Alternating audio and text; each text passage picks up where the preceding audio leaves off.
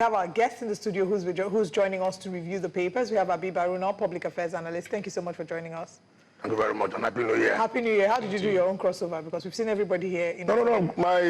For the past 40 years, I do my crossover with the bottle of beer.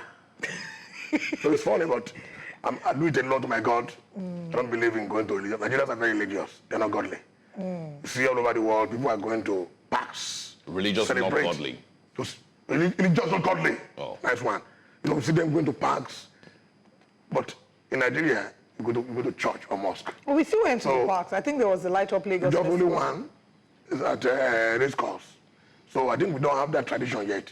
But personally, I was unto myself, and later my wife. So would you say that you would rather see Nigerians at the park celebrating the entry into the new year? You see, those things are personal.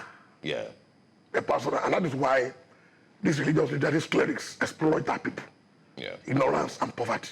It's personal. You can be at the park and pray to your God. Very true. A minute to 12, pray to your God for a better year. Very true. All right. Let's get into the newspapers this morning. We kick off with the Punch newspapers and share with you the major stories. New Year message, Tinubu promises massive food production, 15% inflation in 2025. President pledges better access to credit, eyes $1 trillion economy. Also, 2027, opposition can't unseat Tinubu without merger, says PDP chair. Federal government invites Nigerian leader for talks to douse tension. We can also find at the bottom of the Punch there, NERC orders discos to buy 95% power generation. Two arrested for defrauding Canada-based Nigerian of 110 million naira. And of course, you can see Lassa fever, cholera, others killed 952 in 2024, says the NCDC. And then pictures of the New Year celebrations in different parts of the world. Those are the major stories on the Punch. Oh, Nigeria on life support when Tinubu took over, says Akpabio. Oh, why? Anyway, let's move to the next paper this morning. On the front page of our second paper for the day, the Daily Independent, Tinubu assures of reducing cost of food, essential drugs in 2025, says indicators point to positive, encouraging outlook for the country. Article asks Nigerians to participate in safeguarding democratic principles. Presidency says Tinubu's government concluded 2024 stronger than 2023. Federal government issues travel advisory for Nigerians planning to visit Australia. Professor Aisha Maikudi emerges Uni Abuja VC. Bello Turji, terrorist leader, dead man walking, says military. Tax reforms may boost Nigeria's economy by $7.5 billion annually, according to experts. I didn't threaten Tinubu, says Bauchi governor. And at the top, we have Nigeria's stock market outpaces inflation, gains 37.65% in 2024. And final story, 2025, PDP charges Tinubu to address insecurity, fuel, food crisis. Let's start off with Presidency says Tinubu's government concluded 2024 stronger than 2023. Do you agree? Well, that depends on the impact. That also depends on the feelings.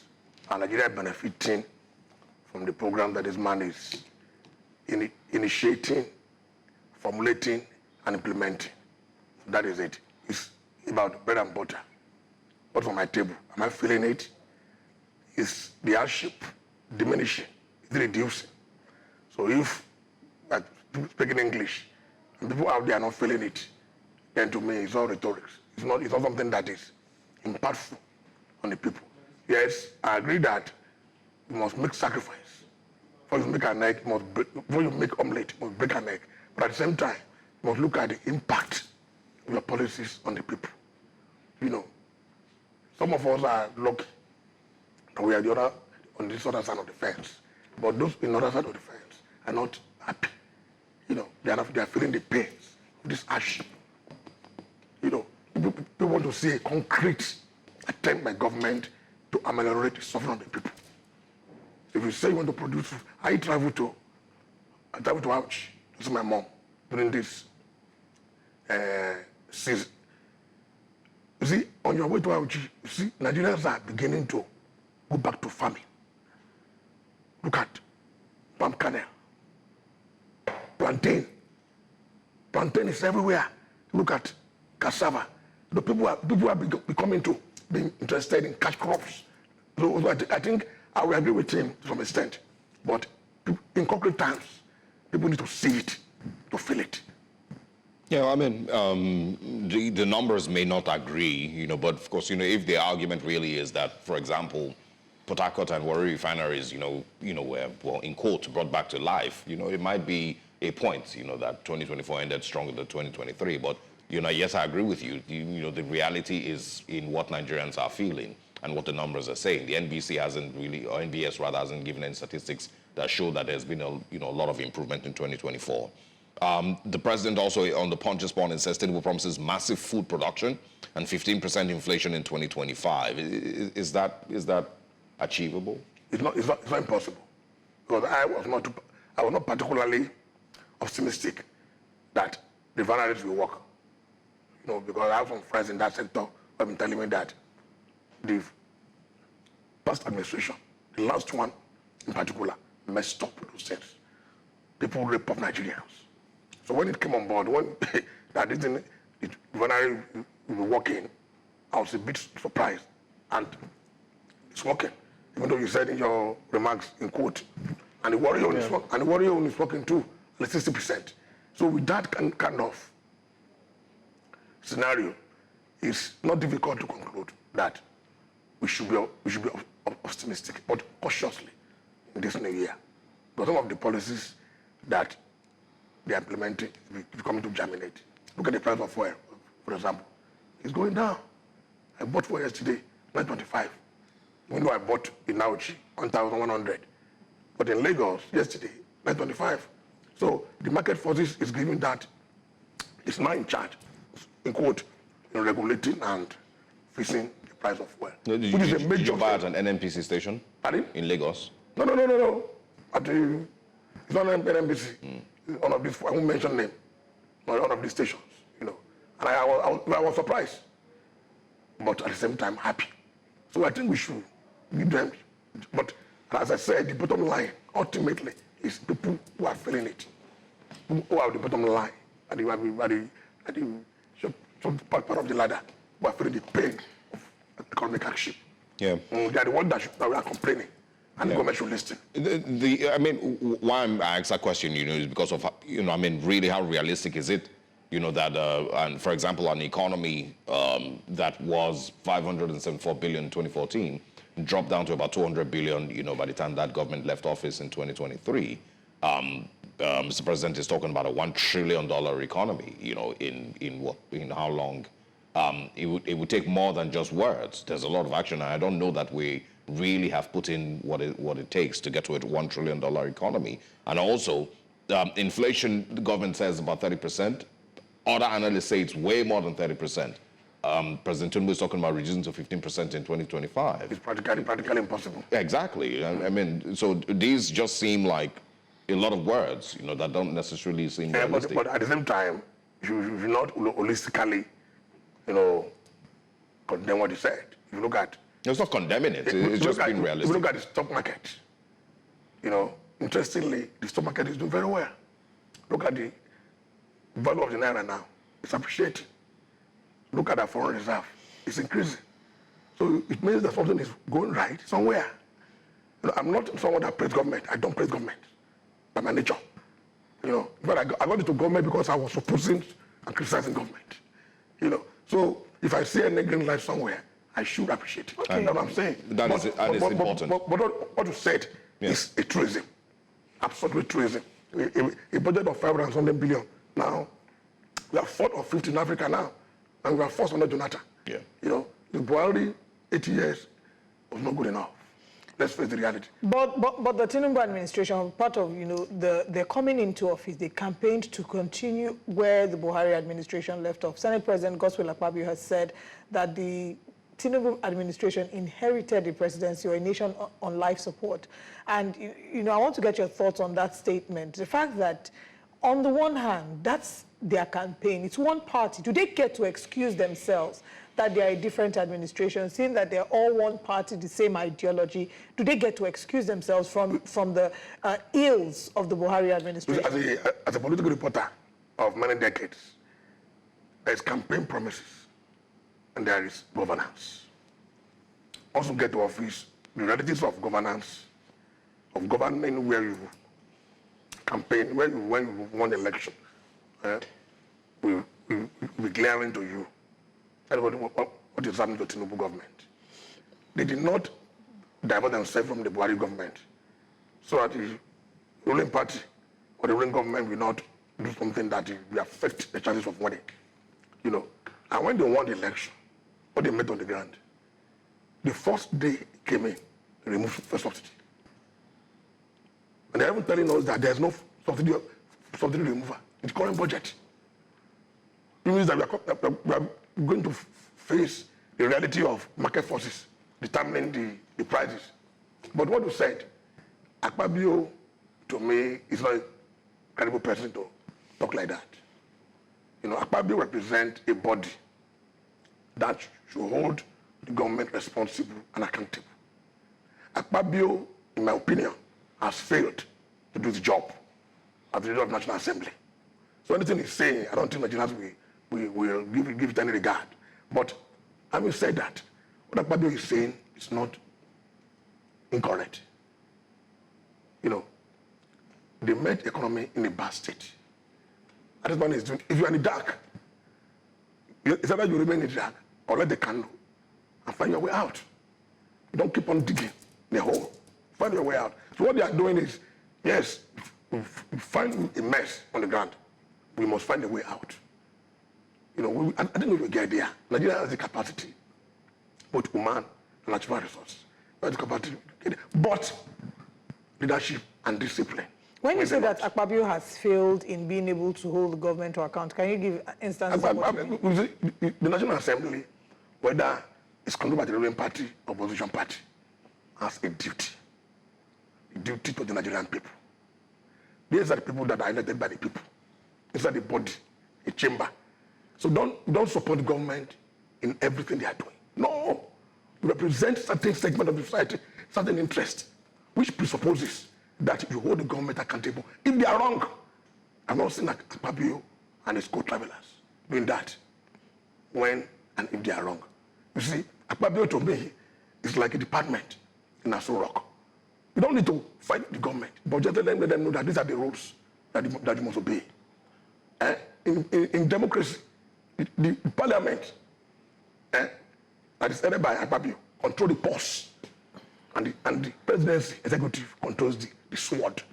But how has Akpabio and his people been able to make sure that the purse is not unnecessarily and unconstitutionally opened by the executive? There's no control. Yeah. That's what I'm saying. They have a pretty big budget as well, you know, every year when they're drawing up the National Assembly budget. But you know, also important to mention, you know, that I think his time would, you know, do Nigerians a great favor, and you know, over time, Nigerians are going to be able to look back and rate who they would, you know, regard as the worst performing National Assembly and Senate President. If you remember, the current Senate President, Godswill Akpabio, every now and then dresses with the president's, you know, cap, insignia. If President Buhari had one, I'm sure Ahmad Lawan would probably have also won, you know, the same thing. So they're pretty much at par, you know, with their performance as National Assembly leaders. But going by history, we saw a Buhari presidency and a Sharaki-led National Assembly.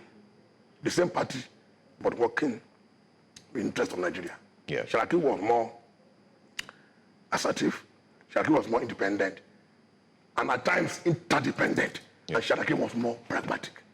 They're not seeing that in Akpabio. Maybe because the way it came in. People are making. And when you are going out on the street or you're driving by and you saw the convoy of Akpabio, bros, there's no way you'll be happy. That's what I'm saying. They should conduct themselves. Let's see it, that they are working for us. Yeah. But the way it is, I can tell you that they are not working for us, they are working against us. Okay.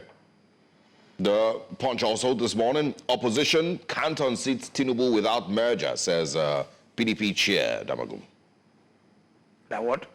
In 2027, opposition cannot unseat Tinubu without a merger of parties. No, I've said it in this program, in your absence, or in your presence. You see, in that kind of politics, the nature and character of Nigerian politics, as a third world country, you cannot defeat a ruling party that coming together, that forming an alliance. It happened in Kenya, it happened in Ghana, and it happened in Nigeria in 2015. Yeah. You know, so They have to be reasonable among themselves. The likes of Kwankwaso, the likes of Atiku Abubakar, the likes of Peter Obi, and the rest. They should look beyond the immediate, at the bigger picture. That how can they win? Because you must win to rule. You must win to consummate your ideas and agenda. If you don't win, you cannot do that. So the best thing is to win. Form a coalition. I expect them to do that. In fact, I'm going to write something strong on it. There must be an alliance. When Tinubu and Co came together and put Buhari forward, I was involved. I was working with Lai Mohammed. Because the belief was that Buhari was very elective. Buhari has the vote of the North. Only look for some in the South. And they moved together, all of them came together. Amechi, Tinubu, all of them came together and worked for Tinubu, worked for Buhari's ascendancy. Now Tinubu is there. So you have to find a way. There's no any magic word. There's no any easy route for the presidency, for the opposition, without a concrete and deliberate efforts by the political characters to come together and work to unseat the APC. If they don't, this might have a smooth sail. Were you involved in the strategy, for the Buhari? Absolutely. Very much involved. Was it something you genuinely believed in? In Buhari's, yes. Initially, yes, I did. Why? If I don't believe in it, I'm a very forthright person. I know, but why? What exactly? Because I believe that Buhari was bringing something to the table. That Buhari was a man that is forthright. The man is genuine. The man is that is incorruptible. At what point did your perception change? Was it before the end of his first administration? It changed by the second time. So at the beginning or midway into the second term? At the beginning of the second time. Right. So the first 4 years were not convincing enough? Initially when it started, when it delayed from this government, I became disturbed. Now what is my waiting for? When I saw his government, I was not particularly happy. Then along the line, things changed. But the second time was what really got me. That was the names that were eventually, there was the delay and then there eventually was the cabinet. The names on the cabinet were not at best 11. I was expecting best 11. Yeah, wasn't that a good enough Look sign? at the government of Jonathan, Obasanjo. Yeah, well, that's what I'm asking, because you're saying that you found out or you started to have a rethink in the second term. But I'm saying that when those names were put forward by President Buhari then, didn't that give you, a sign that this was not going anywhere? That's why I said that they were not at best 11. But you didn't give up then? No, I did not. I still believe that Baba made this clear, have something to offer. But when the second time that came and I saw the list, I gave up. Maybe that might have been a little too late at the point where you gave up. No, I don't like someone that is too laid back. Look at President Tinubu. You can't blame me for being a laid back person. The man is a politician. He's a sweet person and very smart. Good to bank with it. Smart guy. I've watched him. His political journey, you can tell that there is. So I only hope that he can demonstrate leadership and take us from the next level. So far, would you say you only hope he can demonstrate leadership with what you've seen so far? Do you believe that he has demonstrated leadership? I like that they are very bold. Man is very bold. Don't take the decision. He's very bold. He's been consistent in what he's doing. Committed to the national project. But to me, for now, it's on the average. Okay. Let's move on to until things improve, Nigerians must feel the economic gains. They are not feeling it. Okay. On the front page of Daily Independent, federal government issues travel advisory for Nigerians planning to visit Australia. So the government of Australia had also issued a travel advisory sometime last week, I think, or was it on Tuesday? They issued a travel advisory saying that Australians who want to visit Nigeria should be careful. They had, in fact, I'm going to quote them, and they said, reconsider your need to travel to Nigeria overall due to the volatile security situation and the threat of terrorism, kidnapping, violent crime, and the risk of civil unrest. It goes further to say there's a high risk of terrorist attacks across Nigeria by various militant groups. Attacks could be indiscriminate or may target foreign interests. So now, After this, Nigeria has now, released its own travel advisory, asking Nigerians to be wary of visiting Australia. In December, there was, of course, religious attacks. A vehicle was burnt down, but, So are we being petty? Or is this a realistic or a preferred approach that since they released the travel advisory against us, we might as well do the same? And is there maybe an element of truth to what they have said? I like your question. Brilliant. You see, they are seeing what we are not seeing. The Australian government is not particularly a government that we are afraid of. Nigeria will be very careful, but circumspect, and take decisions against the US, the European countries, that we know can reciprocate against us in a big way. So I don't see any reason why the Australian government will be telling their citizens, Nigeria is not at war. Last time I checked, the government is doing its best to curtail insecurity. So why the warning? I think Nigeria is just trying to also show them that there is this crime, there is a violence attack. They mentioned against blacks. They mentioned Adamawa, Anambra, Akwa Ibom, Bauchi, Bayelsa, Borno, Cross River, and Delta as high-risk states. Well, when people say, well, they have their own opinion anyway, and they have their duty to protect their citizens, But we also have a duty to protect the interests of Nigerians, and that's what the government is doing. Yep. And I just travel and come back. I told you, I'm not like insecurity. It depends on where we are going anyway, and depends on who you are. And not, in fact, from when I traveled last Friday, on this Friday, the upper one, I counted about 23 security checkpoints. Along with what then from Benin to Auchi, my village, at about 11. So there's no way you will go. You see, you don't move. You travel between 6 a.m. and 6 p.m. If you travel beyond 6 p.m., anything you collect. It's common sense. Yeah. So there's no way. That's why there is incidents of kidnapping, robbery, and the rest in Edo, Ondo, and the rest, even as about to an extent, in Delta State, it's minimized.